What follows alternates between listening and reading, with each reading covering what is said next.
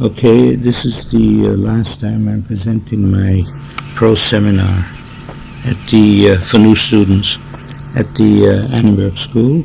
Today's date is November 26th, 1990, and the prose seminar runs for 2 hours, 1 hour of lecture, 1 hour of discussion, and we'll start now. The break, right? Yeah, if you want. I like that. It's sort of whatever you feel like.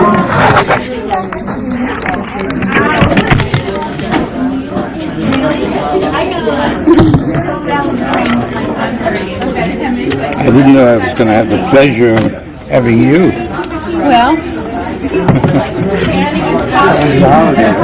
it was quiet, which was what I was interested in this year. Christmas is going to be rather rambunctious, so we wanted to rest up and prepare,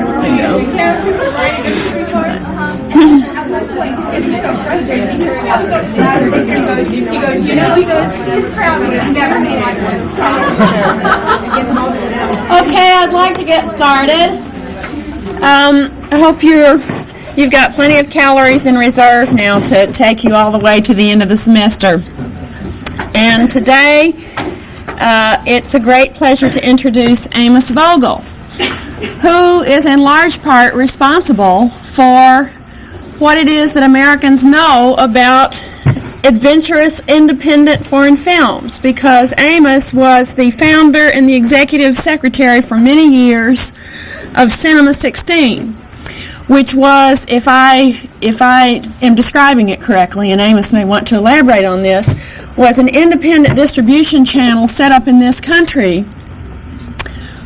for theatrical and non-theatrical releases, so that both adventurous foreign films and independent American films, both of which did not have distribution channels in 1947 when Cinema 16 was founded, could be distributed.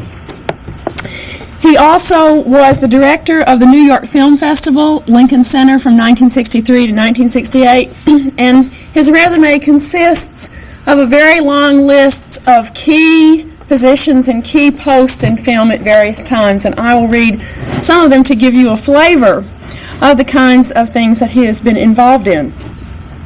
At the Museum of Modern Art, the director for the Independent American Cinema, for the Festival of Czechoslovak Cinema, again this is at MoMA, for the Greta Garbo Retrospective at the Lincoln Center, the director of the National Student Film Festival in 1967 and 68, the director of the Special Events Programs for the New York Film Festival, as well as its general director, the director of the Lincoln Center Film Education Project in New York secondary schools. He has been the chairman of the American Selection Committee for Cannes, for Moscow, Berlin, Venice, international film festivals. He served on a host of juries and editorial boards and all the rest of it, and he is a national resource in film in the United States.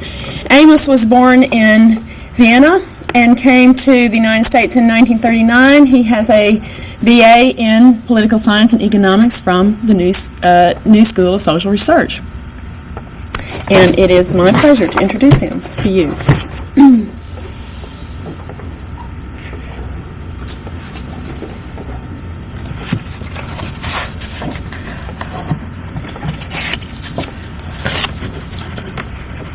I'm very happy to be here, and I think one of the main reasons I'm here is to give you an idea of how you can best use me at the school here.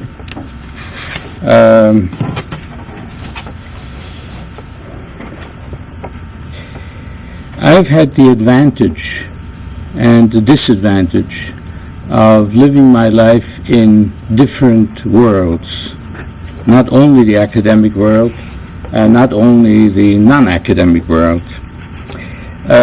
As you've just been told, I founded a film society in 1947, which became the largest and best-known film society in the United States. It was called Cinema 16, and it both exhibited and distributed films of the kind you have to just outline. This film society showed films in New York to every week 7,000 members. It had to be a membership film society because of the fact that a censorship law existed in those days in New York State as well as in other cities. And we showed films at a 1,600-seat school auditorium as well as at 4 of the leading movie theaters in New York on Sunday mornings every week. Among our speakers, to give you an idea of what was going on there, were people like Buñuel, Dylan Thomas, Maya Deren, who was a catalyst to the American avant-garde film movement, King Vidor, the Hollywood director, Salvador Dali, Alfred Hitchcock, Tennessee Williams, and many other people. What we did was to introduce primarily new and as yet unknown film talents. And some of them are names that, of course, have become bywords, so to speak, but at that time were not yet known. People like Antonioni, Polanski, Brian De Palma, all of these were first shown at Cinema 16.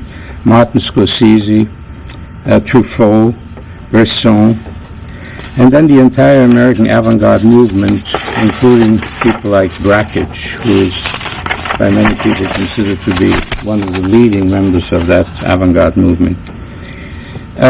So this went on from 47 to 63, and in 63, Cinema 16 stopped, and I became the director, the founder of the New York Film Festival at Lincoln Center.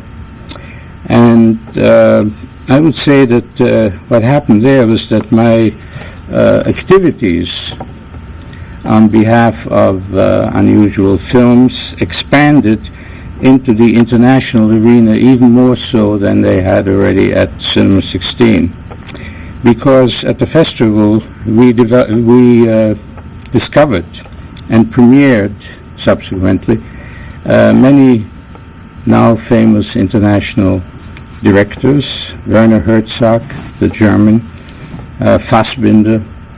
These are all first showings in the United States. Godard, Macaveyev, Bertolucci, Pasolini, and many more. Now, I would say that both at Cinema 16 and at Lincoln Center, I exercised certain skills that I had developed. The first one I would refer to as scholarship, but in quotes. Namely, the whole question of how does one select works of art, the selection of the films and of the filmmakers. I once tried to figure out how many films I had actually looked at in my life until this moment. I continued to see films, and I came to some rather astonishing numbers there, something like 20,000 or maybe 30,000. However, they include shorts. I don't want to pretend that I've seen that many feature-length films. Now, in looking at these films, previewing them, and deciding whether or not they should be shown and distributed, etc., there were several things that came into play. First of all, a determination of quality. Secondly, a recognition of originality. And therefore, the resultant ability to pick and select new talents. The second area in which I exercised my skills would have to be called or referred to as art administration. How to organize an event with an audience of 50,000 people during a 2-week period. I'm talking now about the New York Film Festival. Not only how to organize it, but how to organize it successfully. That proved to be a much more intricate problem than at first I had thought. The third area in which my skills were exercised, I would refer to as art politics.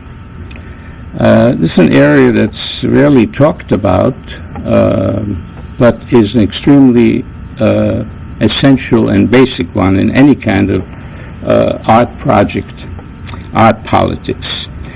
I'm referring to the very delicate relations and negotiations that I had to have constantly. First of all, with the Lincoln Center Board of Directors and trustees, and with the president of Lincoln Center. They were all people with their own ideas, most of the time ideas that I had no sympathy with, and I had to successfully navigate my way through the shoals, of that kind of relationship. Then there were the relations I had with the members of the selection committee, because after the second year at Lincoln Center, we decided to actually have a selection committee consisting of leading critics who would assist us in selecting the programs. Next, the owners and the distributors of the various films we wanted to show. Because if we wanted to show a film, that didn't necessarily mean that we would be able to get it. The owners of the film had to agree to that, of course. And then a very, very delicate area, namely the relationships between two giants in New York, Lincoln Center, which is the central so-called cultural center of New York, and the Museum of Modern Art, because there were competitive elements there and questions of turf. And that was something that was an ongoing, I would say, problem. So, therefore, I had to really, on a daily basis, in addition to doing all the other things, confront power politics, conflicting interests of the various parties, the neuroses of the various principles involved, and the greed of major distributors, owners of films, governments that also got into the picture, and even the greed of people like, say, a Bulgarian distributor of Bulgarian films who was absolutely certain that his film should be shown on opening night, although nobody else among us felt that way.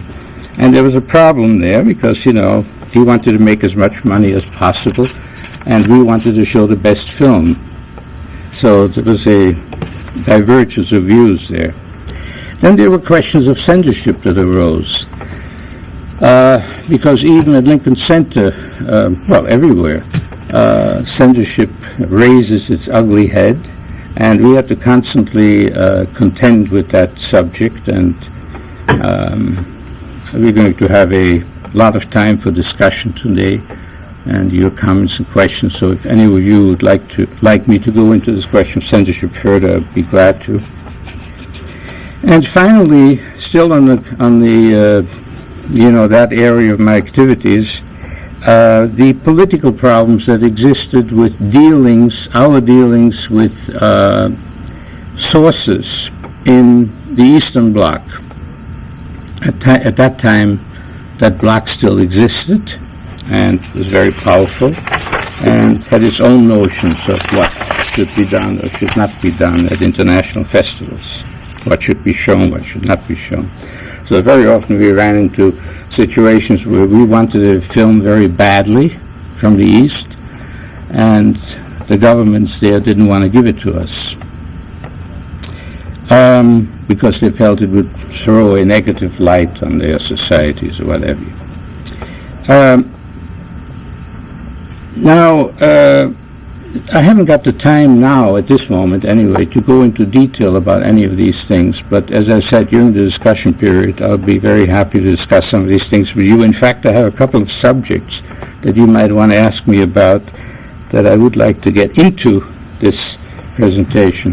For example, how the Russians in those years manipulated international juries. That was a very interesting thing to find out about. How the New York Film Festival almost became the Miller Beer Festival.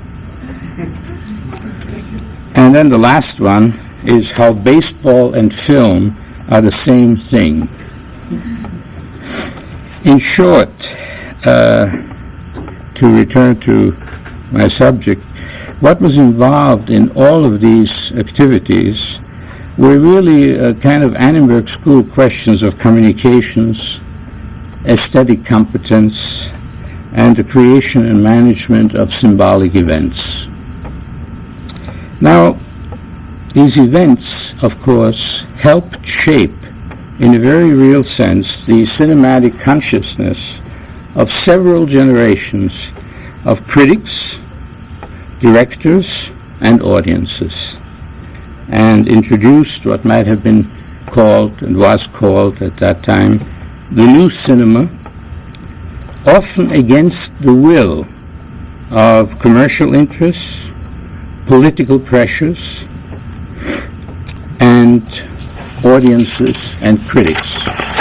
Because if audiences hated a particular director, it didn't prevent us from showing him again if we felt that it was important to show this person's work. The best example I can give you of that is Godard. Because in 1963, we showed, at our very first festival, we showed a Godard film. And immediately some of the top critics in New York denounced us and denounced him as a fraud, and requested officially in their writings Lincoln Center to force the management of the festival to resign.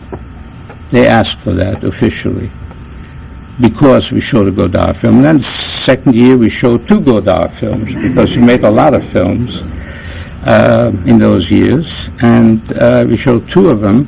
And of course, these same critics continued to ask for our resignation. Fortunately, Lincoln Center didn't listen to them. Now, in 1981, Vince Canby, who was the main critic at the New York Times and remains the main critic of the New York Times today, in terms of film, Vince Canby wrote a lengthy piece about the New York Film Festival in which he specifically singled out our introduction of Godard. And what he said was that this festival, if it had shown nothing else but Godard, would have justified its existence. So it took the critical establishment 18 years to catch up with what we were doing there at the festival. And that's an example of what I wanted to convey to you here. So the result of all this activity, of course, is, to put it in more theoretical terms, the validation of new codes of filmic expression. Because the objection to Godard was precisely that he didn't make films like everybody else did. He did something else, and that something else was a fraud, because there was only one way of making film. That's what the old-fashioned critics said. So it's a validation of new and different codes. How was this done? It was done by the selection and public exhibition of new films at locations and under circumstances previously defined as prestigious and pioneering. That's important. We ourselves defined the place and then showed the film, and thereby contributed to its ultimate acceptance. This implied also a kind of codification of originality, because if the film was shown at the festival, the audiences felt that, yes, this must be an important film. And then it also involved the construction and destruction of norms and of value systems, because there was something called the old cinema, there was something called the new cinema, and these two were not the same. Our goals, of course, were you might say, a deepening of film culture and the integration of film as an art form into the program of the most important New York cultural center, namely Lincoln Center. The other forms of art were already represented at the center: theater, dance, music, opera, etc. Yes, more or less, I guess those would be the main ones. But film was not. And I felt very strongly that that should be represented in the same way as all these other forms of art. Therefore, I was really not in favor of just running a film festival. I wanted to create there a film center that would show films on a year-round basis, with its own theater and continuous or daily, at least, performances. Now, the director of the president of Lincoln Center, whose name was Robert Schumann, the American composer, accepted my idea with great enthusiasm and asked me to do feasibility studies on what it would cost, what it would entail to create a year-round film center. And I started working on that and worked on it for several years. This included budgets and programming and architectural aspects, etc., because this involved a new building, really. And this was going to be financed by a $10 million new projects underwriting fund that Lincoln Center had. They had $10 million available for new projects, and this was clearly a new project that, at least in the opinion of the high-ups there, such as Schumann, was worthy of being undertaken. So that was very nice that I worked on this, as I said, for a number of years. However, in 1968, Lincoln Center ran into a financial crisis. It turned out that the buildings that they had erected there, instead of costing $180 million, cost something like $210 million. So there was a shortfall of $30 million. The result of this was that the $10 million underwriting fund for new projects was immediately wiped out and taken to pay at least part of the deficit for the erection of the buildings at Lincoln Center. Furthermore, the festival, which also cost Lincoln Center money, was dropped as an activity at Lincoln Center. But it was not simply made to disappear. It was turned over by Lincoln Center to a group of private businessmen who had said that they would be willing to support the festival. And they became, so to speak, my new bosses. It was no longer Lincoln Center, but something called the Film Society of Lincoln Center, which was really a completely separate and independent unit. And simultaneously, its budget was cut in half, the New York Film Festival budget. And in addition to that, the Film Center idea that I had been working on for years was dropped, in one day, so to speak. And I resigned in 1968. Afterwards, I did various things, and Carolyn has pointed out what several of them were.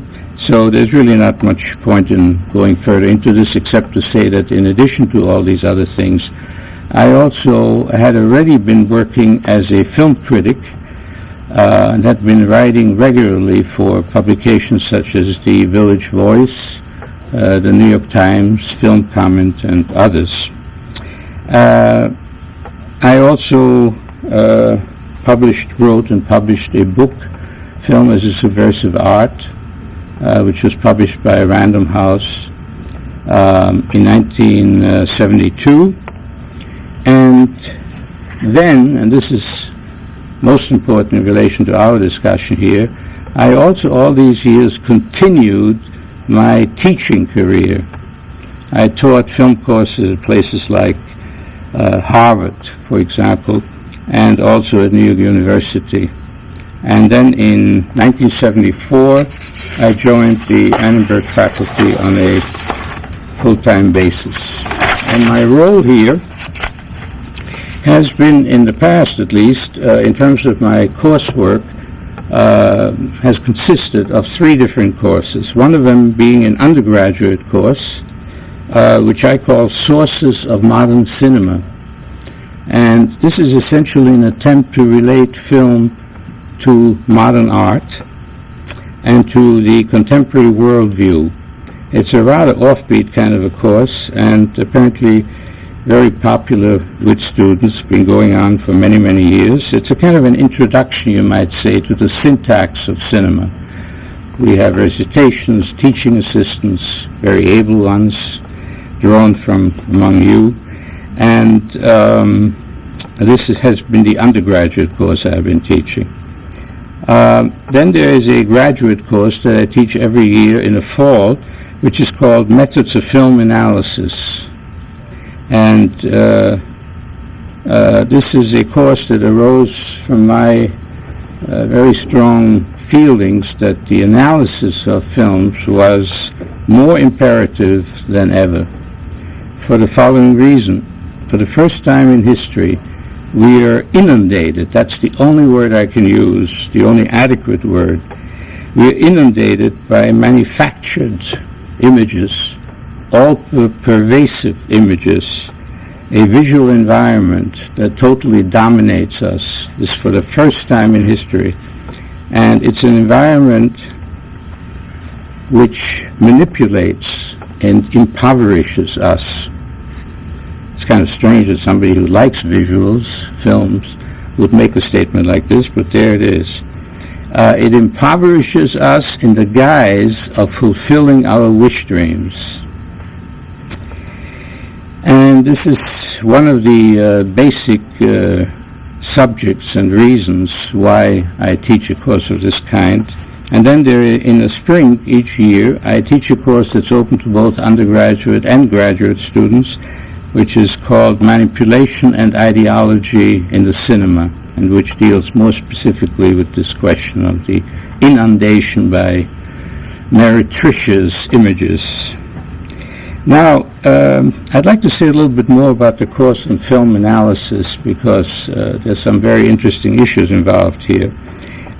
This course deals with the various approaches to an analysis of films that could be utilized in some constructive way. Now, the most prevalent way of analyzing films, it's really a bad word in this connection, that we have had so far is an approach or a strategy that I would refer to as the journalistic or impressionist approach. That's the kind of approach that you get from reading your newspapers or magazines. It's an approach in which somebody who may not at all have been trained or have any knowledge even of film talks to you in brief about the content of the film that he has just seen, he or she, the acting, the quality, what the different stars were like. And then these reviews all end more or less with statements about, I really like this film, or I really dislike this film. This is sort of the level of filmic analysis that predominates in our major journals. Maybe at best the more adventurous of these critics begin to say one or two little words about the camera, but they don't at all talk about film as a mode of visual communication with its own very unique qualities that have to be recognized and studied. Now, my own view is it's simply impermissible, that's the only way I would put it, to only discuss the content of a film or the excellence of its script or its acting or its decor, and to omit its cinematic form. Just as we would not omit, let's say, literary style when we analyze works of literature. We don't only concern ourselves with the content of The Brothers Karamazov by Dostoevsky. We also ask, How was he able to create such a masterpiece? What are the various methods he used, etc.? That means form and style of a work also make meaning, not only content, not only the narrative line, not only the plot or structure, narrative structure of the film. And the question then is, how can form and style create meaning? Well, there we talk about things like the compositional aspects of the shot, or the frame, or the sequence. These are all filmic terms. The role of the camera. Does it move? Where is it positioned? Does it change its position? Editing. The role of editing. What kind of editing? What exactly goes on there? What type of lenses were used? Special effects? What are the transitions, or what we call punctuations, that were used in the film? By that I refer to, how you go from one scene to the next. Fade in, fade out, that you know about, I'm sure. Dissolve, superimpositions, straight cuts, etc. Then we talk about the relation of sound to visuals, because they're two different things, and yet they interact with each other to create the work. And then we finally arrive at the overall structure of the work. So in short, what we are doing is a kind of a morphological approach to the subject. I want to give you one specific example of this that will make everything that has sounded theoretical here be much more concrete and also amusing in a way. It's an example that comes from the writings of a critic who I don't respect very much and who is very well known, by the name of Andrew Saris. In fact, he was also a member of our selection committee a couple of years. And he has something about this question that is quite beautiful and very precise. Very good example. We are talking about how a film's style and content permeate each other and really cannot be separated from each other. The way he puts it is as follows. If the story of Little Red Riding Hood is told with the wolf in close-up and Little Red Riding Hood in long shot, the director is concerned primarily with the emotional problems of a wolf with a compulsion to eat little girls. Period. If Little Red Riding Hood is in close-up, on the other hand, and the wolf is in long shot, the emphasis is shifted to the emotional problems of vestigial virginity in a wicked world. And he goes on. To cut back and forth between the two characters is to emphasize their conflict, and to enclose them within a circular camera movement is to emphasize their complicity. And when you think about that example, you see precisely what I've been discussing with you so far, namely it's impossible to separate content from form, and form helps to create content as well as the plot or narrative line of the event that's being portrayed on film. Now, of course, there are other approaches to analysis besides this purely journalistic one that I mentioned first, and I at least want to mention them to you to indicate to you the breadth and the scope really of this whole field. There's, of course, the sociological and ideological approach. This includes the Marxist approach. The latent or manifest interaction between society and the work. I would say the inevitable interaction between society and the work.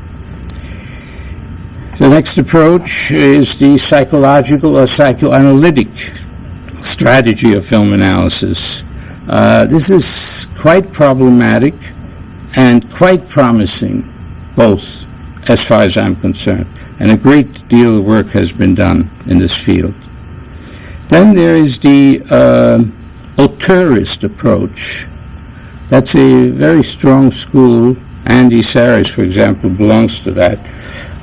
Very strong tendency, which says essentially that each director has its own signature and can be identified by his signature, which occurs or reoccurs in all of his works, and that allows the critic or scholar to then classify this director in accordance with his quality. The next strategy of film analysis could be referred to as group analysis. That is, either a synchronic or a diachronic analysis of clusters of films. For example, a genre analysis, westerns, musicals, film noir, war films, etc. Then another way of doing this group analysis, of course, is content analysis. And I'm sure you've heard that word before at our school. The next one is a kind of mythological approach to film analysis. That derives really from Jung, essentially, and his archetypes. And there are people like Parker Tyler who are very well known for having used this approach. Then there is a strategy that could be referred to as stylistic tendencies. One example would be neorealism, which was a school of filmmaking that was extremely influential and important in Italy right after the end of World War II. And then there is social psychology as a possible strategy. And there are various works along these lines. Probably the earliest one was by Wolfenstein and Leites. Still another approach is reader response criticism, also referred to as reception theory. All of these would require 2-hour lectures to really even begin to give you an idea of what their scope is. But one very brief way, in one sentence, to discuss this reader response criticism is to say that, according to them, the text, meaning the film, is not complete without the reader. It's only the reader, meaning the audience, the viewer, in relation to film, that completes the text. And this has proven to be a very fruitful and interesting way of looking at works of art. Then, of course, I come to one of the most prevalent strategies, semiology and structuralism. Very fashionable, very rewarding, very exasperating. Uses its own vocabulary, unknown to most of us before we start reading in that area. And it's a vocabulary that often hides a great deal of nonsense, because when you use very difficult words and impressive words, that makes everything sound better even when there's nothing there to begin with. But, on the other hand, simultaneously, there are people working in this area for whom I have the greatest respect, and I think that they are truly seminal figures. However, this semiotics and structuralism movement has really split the field of film study. It's a movement that started in France, connected with certain film magazines like Cahiers de Cinéma and Keltel, then moved to England, where it was picked up at the British Film Institute by the magazine Screen, and then moved from there to the United States, and is presently one of the most important tendencies in the field of film studies. It's a kind of a heady combination, I would say, if that's a good way of putting it, of Freud and Marx and Levi-Strauss. There's something logical about this, though, that these particular names are mentioned here, because all of them deal with hidden or displaced meanings. They all deal with a hidden text, a deep structure. That's another way of putting it. A deep structure that requires a deciphering of the text. The text is not simply what we pick up when we look at the film, when we figure out what the plot is, but there's a hidden text, and that text needs to be deciphered and discovered. And Freud, of course, felt that this structure, or all structure, derives from the individual unconscious. Marx, the structure derives from the class relationships. And Levi-Strauss, the structure derives from the collective mythology. So in all these respects, these three figures, and they're important figures, deal with the existence of a hidden text that needs to be deciphered. Of course, there have been further evolutions, shall we say. After Freud come people like in France, Lacan, and then a great many others, particularly in the United States and in France, who have been working in this area. When it comes to Marx, that was developed further by people like Louis Althusser, a philosopher in France, people like Marcuse, and people in our country like Frederick Jameson. And then Levi-Strauss, of course, I would say that this has evolved into people like Roland Barthes, who I think is absolutely essential, and you ought to try to read as much of his works as possible. People like Christian Metz in the film field, who has written theoretically about film from this viewpoint. People like Eco, and of course Saul Wirth at our own school, who was a very important figure at our school. Now, when it comes to this area of semiotics and structuralism, I want to say a couple of things about it, because this has turned out to be one of the most significant fields in film study and film analysis. There are four things that I find very commendable in what they're doing. First of all, their attempt to move from journalism towards science. And I'm not talking about whether science is possible in an analysis of works of art, but I think it's important that this transition be made. Secondly, an emphasis on structure, I think, is basic. Thirdly, I like their attempt to explain to us with greater precision and rigor than ever before how a film means, not what it means. Usually criticism and analysis concerns itself with what it means. These people are talking about how it means, and that is something that I consider absolutely essential.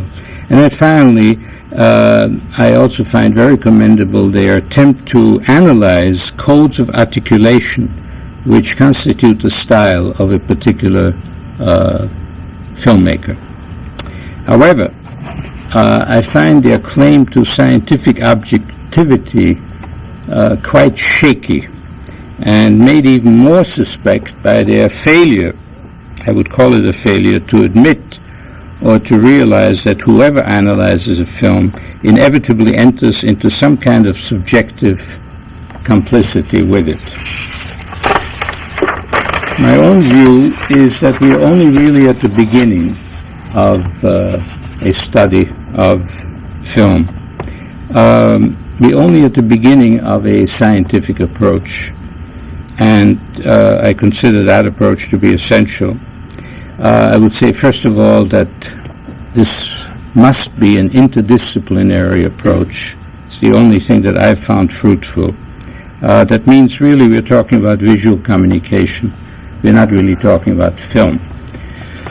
That's number one. And number two, it must be based on the detailed analysis, I would say microanalysis, of components that constitute the form of the film, and that also contain, so to speak, in embryonic form, the content of the film as well. And as far as I'm concerned, I try to use all approaches, taking what I consider to be the most fruitful from each. Now, finally, I can explain to you the structure, the deep structure of this course that I'm teaching here each fall, Communications 520, because it's entirely built around microanalysis. We use very special projectors. They're called analytic projectors. They're totally unlike the ordinary film projectors because they allow me, with a remote control that I have, to change not only the direction of the film, forward and backward, but also the speed of the film, down from the customary usual 24 frames to 1 frame per second, or 2 or 4, 8, 12, 16, etc. I also can remove the sound or add the sound. I can also freeze the image and look at a single image, a single frame in a film, if I want to, for a 2-hour period, or as long as I want to look at it, without burning the film, which is something you can't do with the technology that we have in terms of projectors, where film immediately starts burning if you do that, if you were to try to do that. So, what's the result of this? The result of all this is that I devote the entire semester, in addition to the lectures I give, I devote to nothing but 2 feature-length films that are analyzed microscopically. With each film, say you take a 2-hour-long film, about 10 hours per film, 10 to 12 hours per film, I would say, on the average. Now, this microanalysis results in far more objective determinations and deconstruction, so to speak, of the film, and reveals more precise and, I would say, hitherto unsuspected layers of signification. However, I also believe that the study and the analysis of works of art is never completed. I can't complete it, and nobody after me can complete it either. Furthermore, it changes as we change, as our historical period changes to another one. Our approach to analysis changes as well. So there's a relativity involved here, or a relative element, or a subjective element even, that is going to be very difficult to remove. And secondly, there's something that Saul Wirth, this professor here at the school, used to say that I found very fruitful in this connection. He always said that it's really irrelevant to ask for the, quote, truth, unquote, of something that is, quote, a performance, unquote. And that's what every film is. It's a performance. It's not real. It's totally artificial. In that sense, it's a fraud, if you want to use that term. And then I just want to spend a few more minutes discussing with you my other course that's open to you as well as to undergraduates. It's open to you on the basis of an independent study. And this is a course that's entitled, as I said, Ideology and Manipulation in the Cinema. And the contention in that course, if I can put it very baldly, is that entertainment is never innocuous, or a film is never innocuous. And no matter what you're going to be seeing in a movie theater, whether it's a horror film or a musical or whatever, it always has that deep structure. It always has that hidden text that needs to be deciphered. And it's of course, the furthest away it is from anything one might think is to refer to it as a mirror of reality.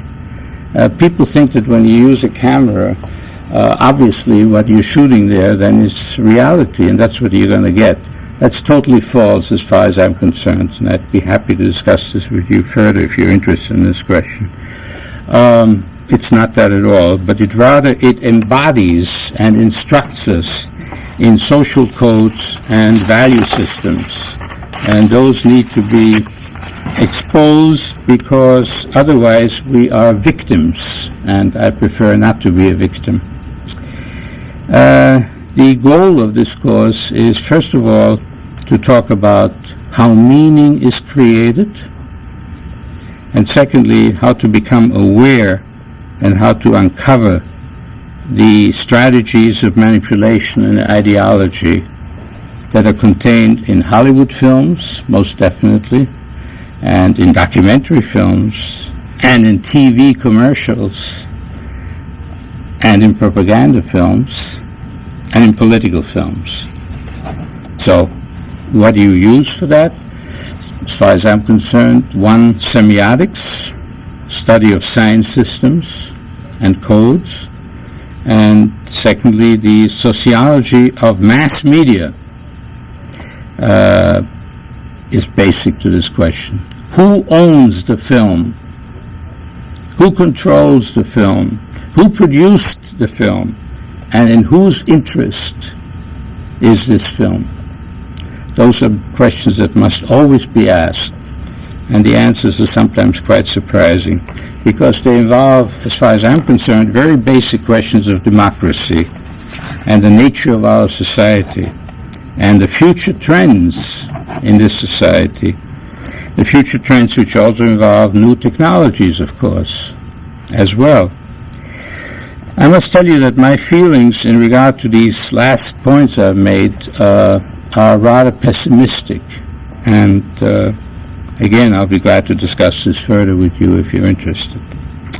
I'd like to end with some possible ideas or suggestions for research. These are some of the questions that have really concerned me over a period of years, and perhaps they might be of interest to you as well. Obviously, many more exist. I just thought that I would jot down some of these ideas and convey them to you. For example,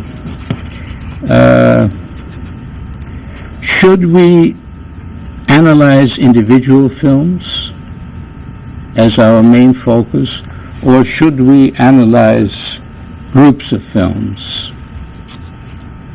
Needless to say, in everything I've said so far, I include television, video, without even discussing the question as to whether film and video are one and the same thing. But in some respects, of course, they are, inevitably so. Next, does viewing violent films or violence on the screen have any effects on the spectator? Next, what about sex? Next, how do the viewing conditions affect the response of the audience? Because of my own work, I've been able, or have been forced to see the same film under very different conditions. For example, I would see the film in one of these preview theaters that are used by critics, which only have about anywhere from 10 to 30 seats. And you're sitting right next to a huge screen, a screen that usually is larger than this blackboard, whiteboard, whatever it is. Secondly, I've seen films in, of course, huge movie theaters, such as the Ziegfeld in New York, which probably has 3,000 to 4,000 seats. And then I've seen films in these new theaters, where you go into one building and there are about 15 theaters, and each one of them is one railroad corridor with about 100 to 150 seats and a postage-size screen, and you look at films that way. So when you look at the same film in these three locations, I can assure you from my own response, you have a different reaction to the film. And I think that's something that somebody ought to do some research about. Another thing that has interested me is how do we detect what the most effective sequence in a film was? I'll give you one example. I show in my undergraduate film course a very famous surrealist film called Un Chien Andalou by Buñuel and Dali. And in this film, a lot of shots and a lot of scenes.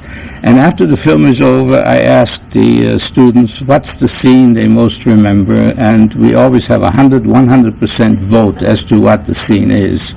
That scene involves the slitting of an eye, a woman's eye, by the way, by a male with a razor, who is Buñuel himself as an actor in the film. We won't go into any of this hidden subtext here, except to say that everybody agrees that this is the most powerful sequence in the film. There are other strange shots or scenes in the film, but no, this is the one.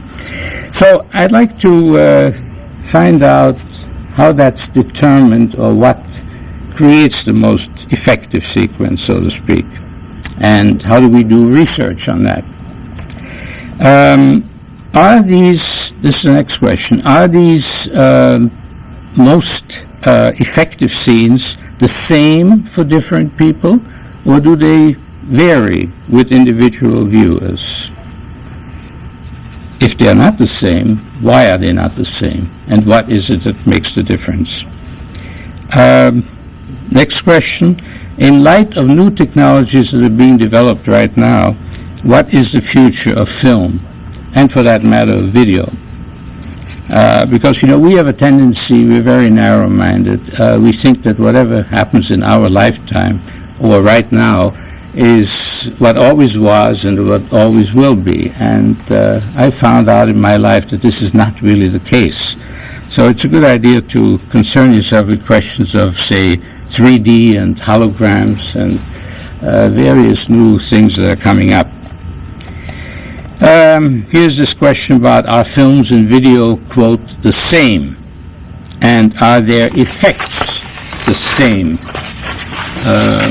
Again, is the effect of seeing a film on a large screen the same as seeing it on a screen, say, let's talk about a 25-inch screen, right? That's a fairly large television image. I'm not sure that all of you are even going to see it. It's something like this, right? That's the image we're looking at. While even here in the school, we can look at a 16mm film that covers the entire screen area. So I think it's something worth considering. What else? Well, I really thought that we should leave it. Well, look, yes, we have a couple of others here. Why not? Is film more, quote, true, unquote, than any of the other arts because it deals with a photographed image? You're not a painter when you take a film. You just push a button and the film records what's out there, right? So is it more true than any of the other art forms? The other art forms are much more artificial, aren't they? Is documentary film more, quote, true, unquote, than fiction film? Something worth thinking about. A lot of us think it is, and a lot of us think it isn't at all. How and by what filmic devices is the audience manipulated? Or can this question even be raised? Are, quote, entertainment, unquote, films ideological in character? Inevitably so. And do they so affect the audience? That would be an interesting question. Can film be viewed as a linguistic system? And if so, does this knowledge have any practical consequences? Another question. Because this particular issue has been with us from the very beginning of film, of cinema. The attempt to make film conform in some way to a linguistic system, or to say that it's the same.